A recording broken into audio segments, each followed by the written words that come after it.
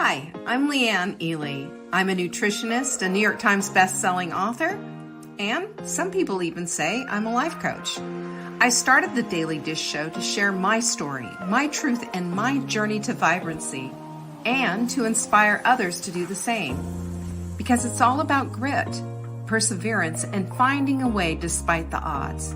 It's about embracing the whole woman, not just the parts that are easy to love, and feeding her heart, mind, body, and soul.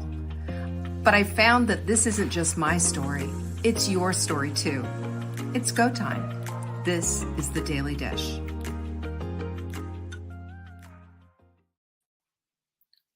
Go time. Daily Dish time.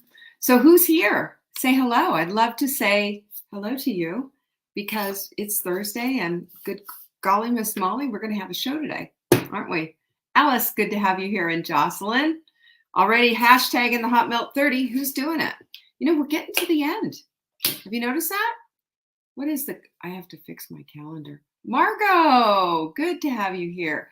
And our lovely Kathy is in the house as well. You know, it's the 22nd. Do you know in 8 days, the Hot Melt 30 is over? How you been doing on that? I think it's one of our best programs, and I really strongly suggest you get a start on that. You don't need a 30-day month to get started on the Hot Melt 30. And if you're curious about it and what it's all about, you know how we always say heart, mind, body, and soul? That's what this is about. You can check it out at savingdinner.com/30, THIRTY. You know why I say that? For people who are curious and people who are wanting something more than just a plan. We need that sometimes because, listen, a lot of us have fallen down and tried over and over and over and over again. And the thing that clicks in is when we understand it's about the entirety of the woman, not just one part, right? That's honoring. Julie's in the house and so is our Catherine. Glad to have you both here. So Full Bloom is coming up and I'm really excited about it because this year's topic is going to be hit you right between the eyes. At least it did me when I came up with this. And Full Bloom is all about understanding who you are and what you're about. It's also about being able to step in further to the uniqueness and the beauty of how you've been created, why you're here, and finally seeing that. And the whole thing about it is it's called More Than Enough, living a life of abundance. Abundance. Because that's what that's about. Abundant living isn't just about having some extra bills in your billfold. It's about seeing the abundance of everything that is in your life. Though having that lens to see the world is a gift, and it's one that we can all opt into. So I'm hoping that you will decide this is something for you. Check out the page at savingdinner.com/bloom, BLOOM, and give it a look. See if this is for you. It's going to be a whole day virtually done. You'll have plenty of breaks. There'll be plenty of handouts. It's really going to be a fabulous day. Jennifer, good to have you here. I'm glad to see you. So we have that coming up. And also we have free shipping in case you didn't know about that. Yes, ma'am. If you live in the contiguous 48 states here, then this is for you. If you spend $300 or more in our shop, we're going to give you free shipping. It's our way of saying thank you for believing in us. Thank you for supporting a women-owned business, a small one. And thank you for being a part of our team. We really appreciate it and we love you. That's it. Big thing, you know, it's a big deal. I don't know about you, but I feel really good when I'm able to spend my dollars, invest my dollars on a small woman-owned business as opposed to big mega conglomerate. Makes me feel better about myself. Makes me feel like atta girl, you know, I'm helping you out. Jane's in the house. Y'all say hi to Jane. We also have a really great BOGO this month. This week, I should say, this whole month we've been kind of focusing in on skincare, making our skin excellent. You know, beautiful skin is not off the table if you're over the age of 30, you know, even if you're over the age of 40, 50, 60, 70 or more. Beautiful skin is about the way you care for your skin and the way you care for it from the inside out as well as the outside in. This is why we have this AHA serum. Now, this serum is basically an exfoliant. It's fruit acid and it helps to take the dead skin layers off the top and give you a glowing complexion. Helps to remove the dullness from your skin. I love this stuff. It's really effective.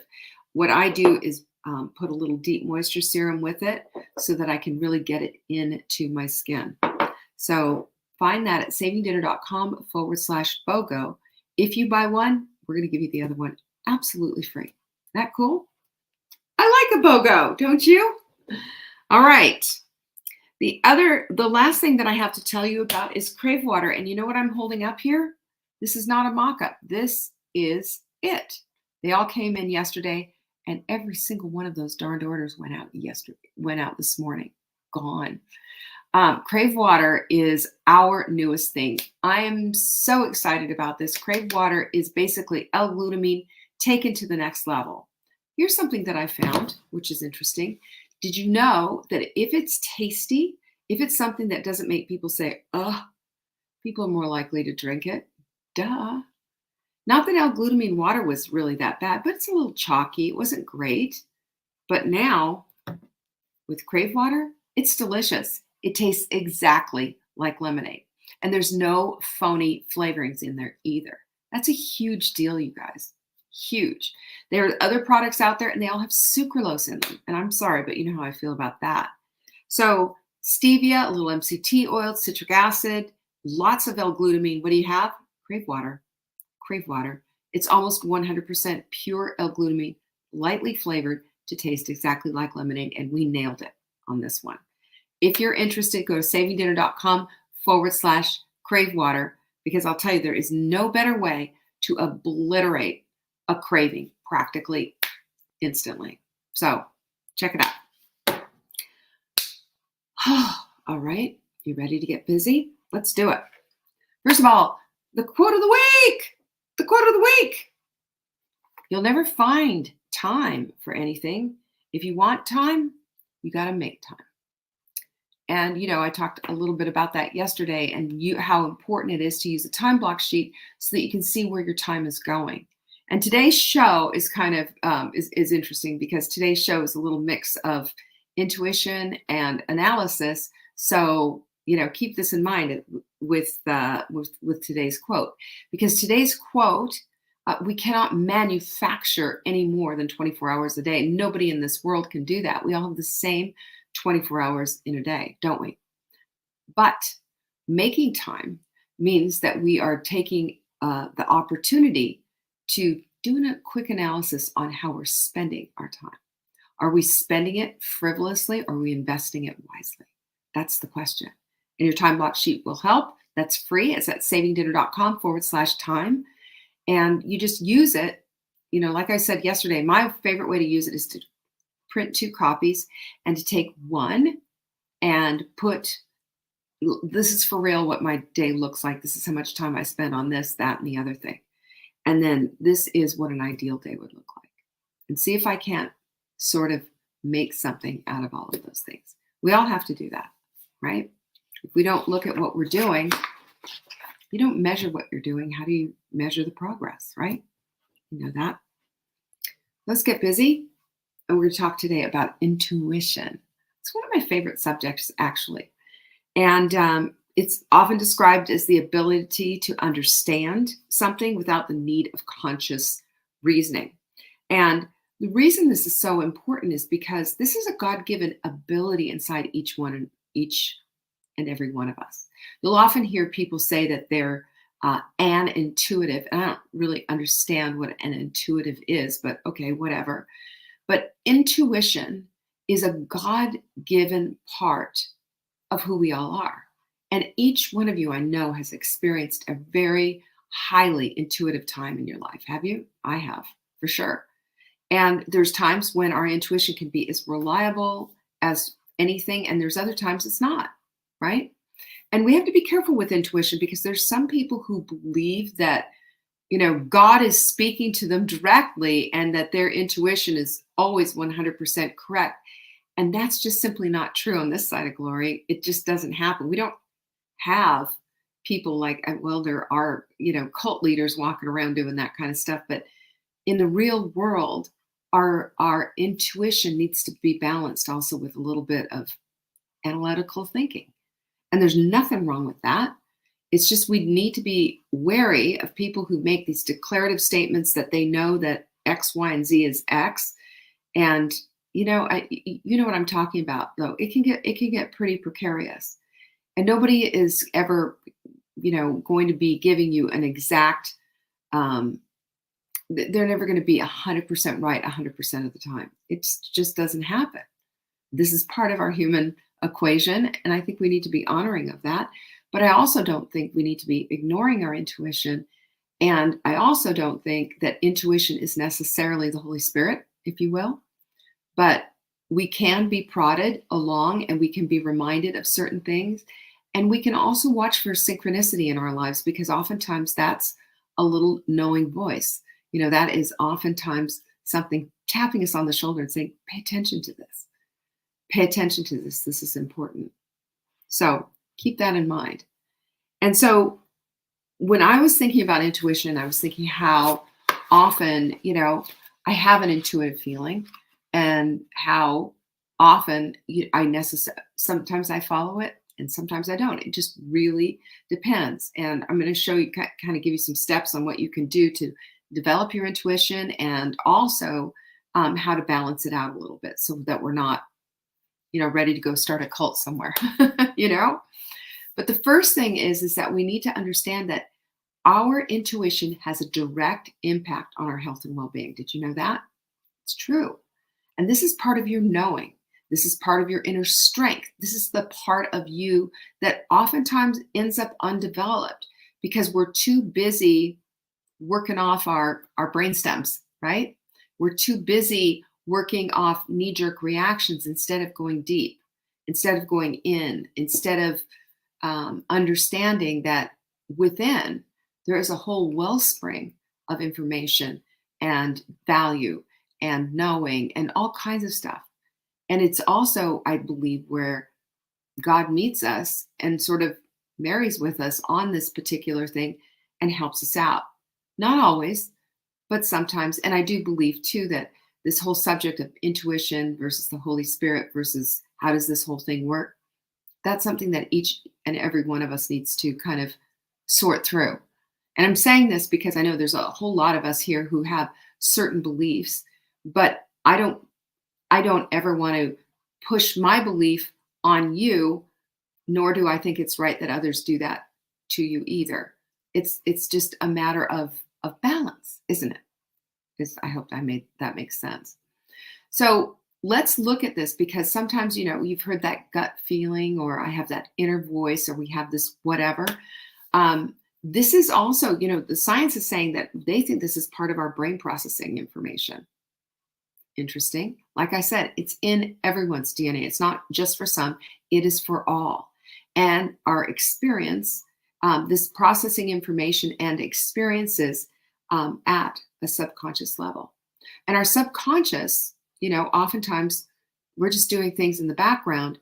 Well, this is when we develop that intuition and watch that thing grow. That's a good one. Hi, Denise. Good to have you here. So what do we look at then? We look at the impact of health and well-being on how it impacts decision-making. Because get this is what the Journal of Psychological Science said, right? They found that people can make complex decisions in a more accurate and time-efficient manner when they rely on their intuitive judgment. In other words, when we are faced with some kind of a decision, a big decision that needs to be made, if we can go within and say, how do I really feel about that? How is that impactful?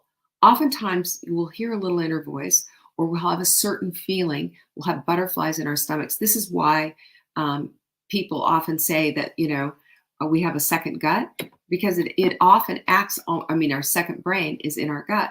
It often acts like a brain. It gives us like a feeling about something, right? There is an emotional connection there. So I think this is really interesting how it can give us a role in decision making, help us make quicker decisions, and most likely better decisions. 2, stress reduction is a big deal. Um, when we can trust ourselves and trust our intuition, we'll find ourselves in a place of reduced stress. We have confidence in ourselves. We have confidence in our ability to make decisions. And we also have the ability to step back from overthinking. We talked about overthinking, I don't know, maybe a year or 2 years ago, but overthinking has a tendency to put us in this over analysis paralysis, and we don't get far with the things that we're trying to do in our lives.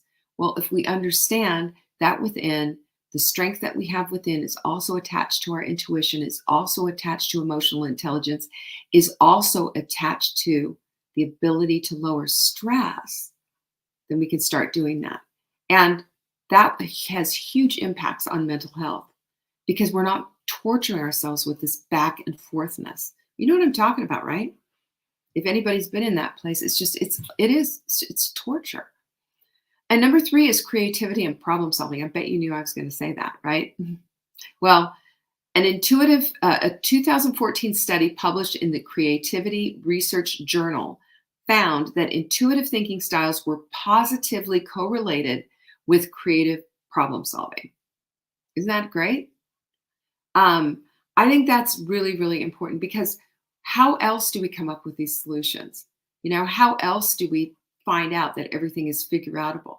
Do we just dream them up? Does it just come out of nowhere? Does it pop up? Here's what I believe, that our brain is forever with the reticular activating system seeking evidence to support the things that we believe. So if we can believe that we are creative problem solvers, then we can find that answer because our brain's going to look for it. Isn't that cool? Aren't we so fearfully and wonderfully made? I mean, amazing stuff. But there's also the question too on how do we develop our intuition? And I will say that there's several things, and probably a lot of those things you're already doing. I hope so. And one is to practice mindfulness, because when you're practicing mindfulness, it means you're present and you're attentive. You're not reliving something in the back of your brain. You're not sitting there hand wringing. You're not having thoughts and feelings of the past, and you're not trapped in that trap. You are instead present, attentive, and accounted for. And mindfulness practices, you know what they are, right? Meditation, journaling, breath work, all of that can help you become more fine-tuned to your subconscious mind. One of the things that I've started to do is an evening meditation at night when I'm falling asleep. Well, I haven't started doing, but I've dialed it up a little bit more. And there's you could do I ams, you could do all kinds of things to feed your subconscious as you're falling asleep. Those are good things to be thinking about, aren't they? Number 2, you need to listen to your gut feelings, because those physical sensations that we have about something or a certain situation. Have you ever done this? Let me ask you. I think we all have gone forward with something even though you didn't feel good about it, and then it turned out to be a disaster? Or have you ever had such a strong gut feeling that you say, no, it has to be this way. I know this is going to be true. I know this is what's going on. And it turned out to be true. We've all had that and all experienced that. I think we need to listen to that. And again, tempering it oftentimes with the fact that we are not omnipotent and that we don't want to be playing God. We just want to be in control of our decision-making capabilities, right? Number 3 is to reflect on past experiences. We can look at past experience, reflect, not dwell. Big difference. Reflect, not dwell. Look back at something. When was my intuition right? When did it guide me correctly? When was my intuition wrong? Right? When we do that, we can then, kind of have a little bit of analysis along with our intuition, which I think is the wise way to do that. It gives us a good balance then of stuff. We can take a look at that. And even sometimes with this critical thinking skill of being an analyst of what's up in your own life, even with that, sometimes your intuition might override it. And I'll say to you, you know yourself best, and you know yourself Is this something that I should be following, or do I need to just stop and regroup for a minute? That's how we need to, I think, how we need to look at it. The other thing, number 4, is that we need to look at information overload. Information overload is absolute paralysis, and it keeps us from action. And information overload can cloud your intuition because it doesn't give you an opportunity to pull down the facts of what's going on and to be able to properly assimilate that information so that you can make a proper judgment and a proper decision. It simply keeps you bombarding your brain with too much stuff. TMI, baby, TMI. So when you're trying to make a decision, I really believe, like, for example, it is not a matter of getting everything perfectly in a line. It's not so that you have every single little ducky in a row. It's so that you have a good, broad understanding of what is what, and then you make a decision to go for it. Even when you don't know exactly what it is that you're going to do, don't you think the hows are going to take care of themselves if this is a goal, if this is something that you're pursuing, and you're doing it heart, mind, body, and soul? Well, this is part of the heart-mind connection, is your intuition, because here's your mind, here's your heart, and here is where your intuition lives. So it is a connector of sorts with both of those things. And number 5 is to develop emotional intelligence, because when you begin to understand and begin to articulate about the complexity of the emotions that you have, not just say, I'm angry, sad, or happy, but there's something a little bit more that you're feeling a little perplexed. I'm feeling anxious over here. I feel happy, or I feel really excited. I'm joyful about this. I'm calm. Whatever it is, that helps us to develop more of a vocabulary for our emotions, and it helps to bring us in. And when we do this, it enhances our intuitive thinking. It helps us to understand what's up. So practice empathy, for example, and try to understand the emotions of others. When we do that, we broaden our sense of knowing, our sense of being, and our sense of love and compassion for others. And I think that is that's an assignment from God himself, I believe, to love others as we love ourselves. Amen. Number 6 is to engage in creative activities. Isn't that great?